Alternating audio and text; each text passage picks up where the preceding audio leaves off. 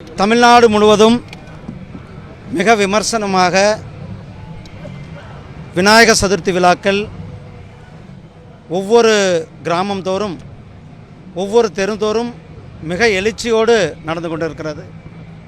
நேற்றைக்கு திருப்பூரில் ஒரு பிரம்மாண்டமான பேரணியை நாம் பார்த்தோம். இன்றைக்கு கோவை மாநகரில் இந்து முன்னணி சார்பில் இந்த விநாயகர் ஊர்வலங்கள், விநாயகர் சதுர்த்தி விழா, இன்றைக்கு விநாயகர் ஊர்வலம் சென்று இந்த நீர்நிலையில் கரைக்கின்ற இந்த நிகழ்ச்சியானது நடந்து ஊர்வலமானது சென்று கொண்டிருக்கிறது.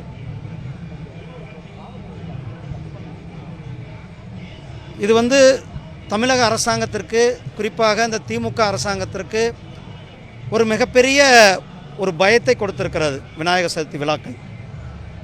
இன்றைக்கு இந்த மக்களிடத்தில் மிகப்பெரிய ஒரு ஒற்றுமையாக இந்த விநாயகர் சதுர்த்தி விழாவை ஏற்படுத்துகிறது. மக்கள் பாரதிய ஜனதா கட்சிக்கு, இந்து இயக்கங்களுக்கு ஆதரவு கொடுத்து கொண்டிருக்கிறார்கள். இதனால் நாம் தோல்வியை சந்தித்து விடுவோம் என்று அந்த தோல்வி பயத்தினால தான் எவ்வளோ பெரிய கட்டுப்பாடுகள்லாம் வைத்து கொண்டிருக்கிறார்கள். அது மிகவும் வன்மையாக கண்டிக்கத்தக்கது. நேற்றைக்கு இந்து முன்னணி தலைவர் அவங்க காவல்துறை அதிகாரிகள்கிட்ட பேசியிருக்கிறார். அவங்க நடவடிக்கை எடுக்கிறேன்னு சொல்லியிருக்கிறாங்க. நிச்சயமாக நடவடிக்கை எடுப்பார்கள் என்று நாம் வெயிட் பண்ணிட்டு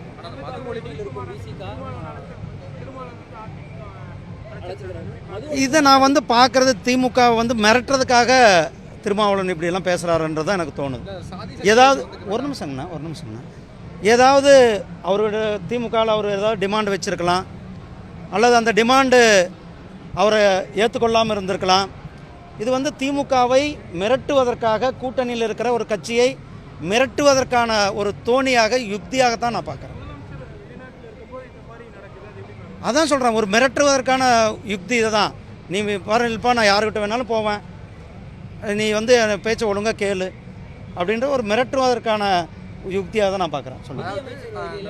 மது ஒழிப்பு மாநாட்டில் சாதி சக்தியில் கலந்துக்க வேணாம்னு சொல்லியிருக்காரு.